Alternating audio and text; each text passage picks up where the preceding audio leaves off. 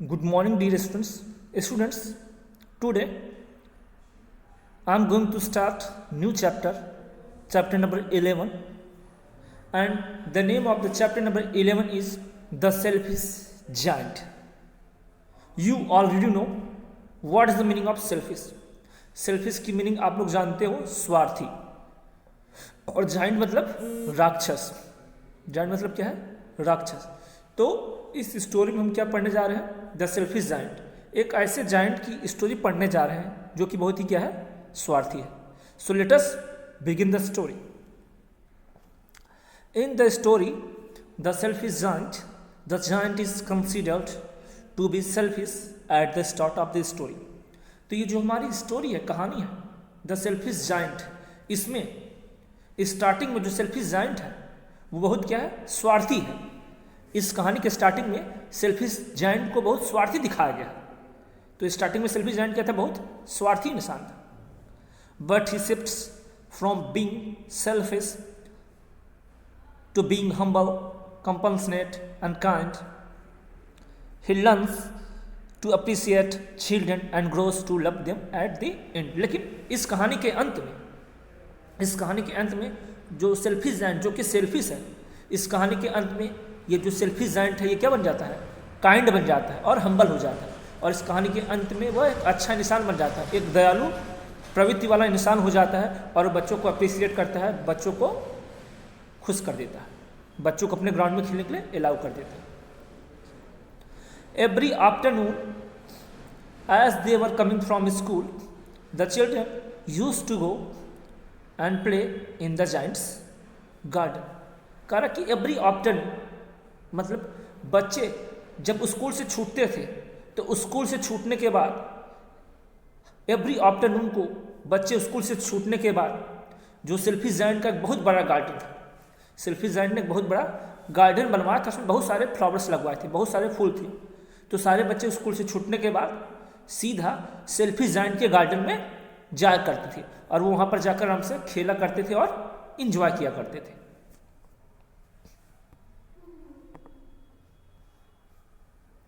It was a large and lovely garden with soft green grass.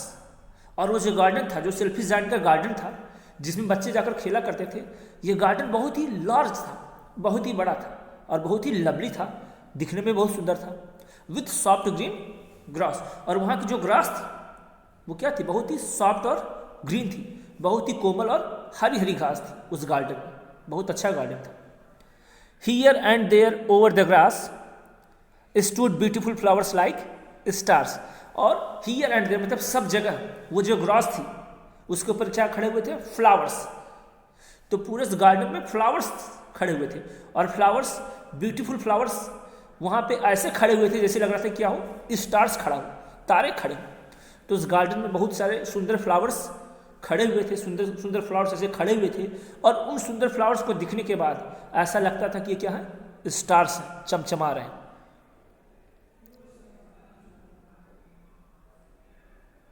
And there were 12 peach trees that in the spring time broke out delicate blossoms of pink and pearl, and in the autumn bore rich fruit. और कह रहा है कि वहाँ पर 12 peach trees थे. Peach एक प्रकार के ट्रीज हैं, ठीक? तो वहाँ पे 12 पीच ट्रीज थे जो कि स्प्रिंग टाइम में मतलब बसंत ऋतु में क्या करते थे? खिलते थे. जब स्प्रिंग सीजन होता है, बसंत ऋतु में क्या करते हैं? फूल जो है वो क्या करते हैं? खिलते हैं. तो स्प्रिंग सीजन में वो जो 12 पीच ट्रीज थे वो क्या होते थे? वो ब्लॉसम हुआ करते थे, खिलते थे, पिंक एंड पर्ल, ठीक, खिलते थे. और आटम में, पतझड़ के टाइम में वो किस में चेंज होते थे? फ्रूट्स में. पहले ब्लॉसम्स होते थे, ब्लूमिंग करते थे, फिर ब्लॉसम, फिर उसके बाद वो ऑटम में फल हो जाता था. मतलब हम कह सकते हैं उस गार्डन में बहुत रंग बिरंगे फूल थे, और वहाँ पे बहुत सारे फ्रूट्स के भी पेड़ थे. The bird sat on the trees and sang so sweetly that the children used to stop their games in order to listen to them. और बच्चे जब उस गार्डन में खेला करते थे तो गार्डन इतना सुंदर था कि वहाँ पे गार्डन में बर्ड्स भी आया करती थी, और जो बर्ड्स थी वो पेड़ों पर बैठकर वो गाना गाना शुरू कर देती थी. जो बर्ड थी वो ट्रीज पर बैठकर वो चर्पिंग करना शुरू कर देते थे। ठीक, तो बर्ड्स की चहचहाने की आवाज़ को सुनकर जो बच्चे थे वो क्या करते थे, वो अपना गेम खेलना बंद कर देते थे। बच्चे वहाँ पे गेम खेलते थे, लेकिन उसी टाइम चिड़िया आती थी और वह चहचहाने लगती थी। तो चिड़ियों की उस मधुर आवाज़ को सुनकर बच्चे अपना खेल बंद कर देते थे। और in order to listen to them, वो खेलना क्यों बंद करते थे, क्योंकि वो उन चिड़ियों की आवाज़ को सुनते थे। How happy we are here they cry to each other, और जब चिड़िया चहचहाती थी तो बच्चे शांत हो जाते थे और एक दूसरे से कहते थे कि इस गार्डन में हम लोग कितने अच्छे हैं, कहते थे कि इस गार्डन में हम कितने खुश हैं, ये गार्डन वास्तव में बहुत अच्छा है और इस गार्डन में हमको बहुत खुशी हो रही। One day the giant came back, तो देखिए वो गार्डन किसका था, जाइंट का था, और उस समय जाइंट घर पर नहीं था, उस समय जाइंट अपने घर पर नहीं था, इसलिए बच्चे जाके गार्डन में खेला करते थे। लेकिन फिर क्या हुआ, एक दिन वो जो जाइंट था, राक्षस हुआ, अपने घर वापस आ गया। He has been to visit his friend Cornish Ogre and has stayed with him for 7 years. ये जो जाइंट था, ये कहा गया था, ये अपने दोस्त के यहाँ पे गया था जिसका नाम था कॉनिस ओग्रे, जो कि जाइंट का दोस्त था।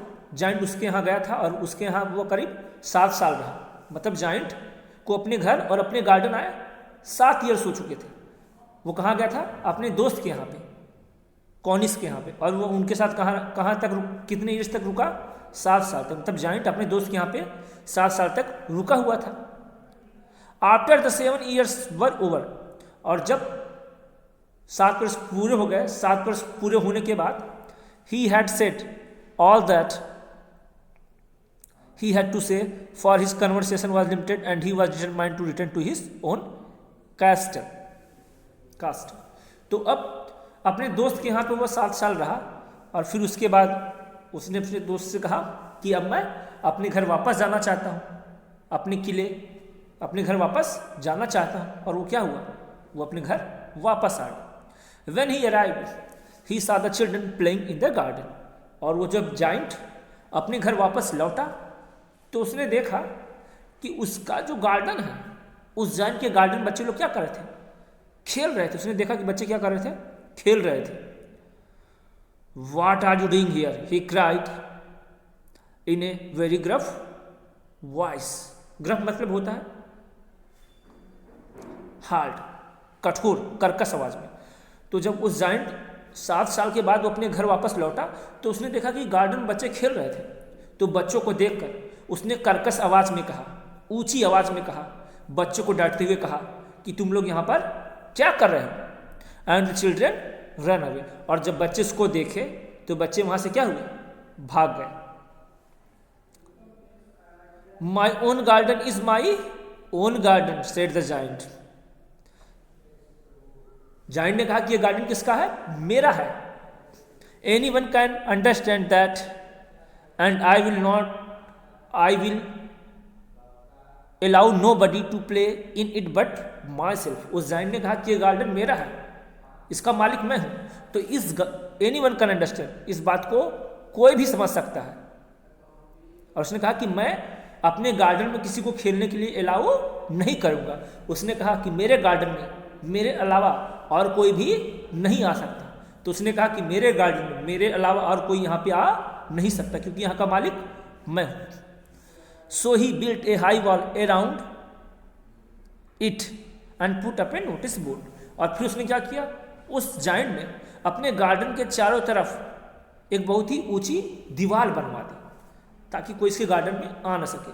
तो उस जाइंट ने अपने गार्डन के चारों तरफ क्या किया, एक ऊंची दीवार बनवा दी। And put up a notice board, और दीवार पर उसने क्या किया, एक नोटिस बोर्ड टांग दिया।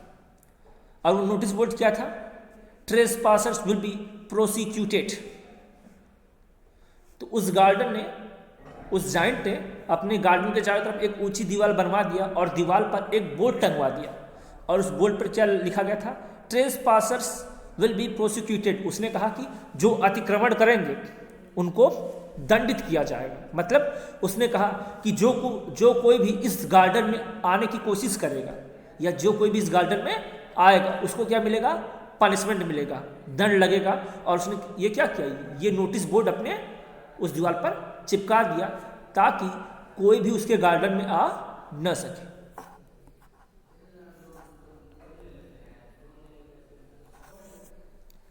He was a very selfish giant. वो जो जाइंट था बहुत ही सेल्फिश था, बहुत ही स्वार्थी था, क्योंकि उसने बच्चों को भगा दिया था और किसी को अपने गार्डन में आने नहीं दे रहा था और नोटिस बोर्ड भी लगवा दिया था। The poor children had now nowhere to play. अब जो बेचारे बच्चे हैं उनके पास केवल एक गार्डन ही था जहां पर वो जाके खेला करते थे, लेकिन अब वहां पर वो जा नहीं सकते, तो अब बच्चों के पास कोई भी जगह नहीं है जहां पर वो जाकर खेल सके। They tried to play on the road. बच्चों ने रोड के ऊपर, सड़कों के ऊपर खेलने की कोशिश की, but the road was very dusty and full of hard stones and they did not like it. तो बच्चे रोड पे गए और उन्होंने सड़कों पर खेलने की कोशिश की, लेकिन सड़कों पे बहुत धूल जमी हुई थी और वहाँ पे बहुत हार्ड पत्थर भी थे, तो बच्चे वहाँ पे खेल नहीं सकते क्योंकि रोड पे धूल जम रही है और पत्थर भी है, गिर जाएंगे तो चोट लग जाएगी, इसलिए बच्चों ने रोड पर खेलना छोड़ दिया। They used to wander around the high wall when their lessons were over and talk about the beautiful garden inside. और जब बच्चों की स्कूल की छुट्टी हो जाया करती थी, वो स्कूल से छूटने के बाद उस गार्डन के चारों तरफ जो उस जाइंट ने दीवार बनवाई थी, वो बच्चे क्या करते, उस वाल की तरफ, बच्चे उस वाल के चारों तरफ घूमते थे और बात करते थे कि इस दीवार के अंदर कितना ब्यूटीफुल गार्डन है, हम लोग यहाँ पे खेला करते थे लेकिन अब हम लोग को खेलने को नहीं मिल रहा है। बच्चे बेचारे बड़े परेशान थे। How happy we were there they said to each other. और सारे बच्चे एक दूसरे से कहा करते थे कि हम लोग गार्डन में कितने खुश थे, जब ये सेल्फिश जाइंट नहीं था तो हम लोग कितने खुश थे, यहाँ पे आराम से खेला करते थे, लेकिन जब से ये आ गया है इसने क्या किया, हमको यहाँ से भगा दिया है। अब बच्चे क्या है, दुखी हैं क्योंकि उनको अब खेलने के लिए कोई जगह नहीं मिल रही। तो आज यहीं तक। I hope that you will like the story. Thank you.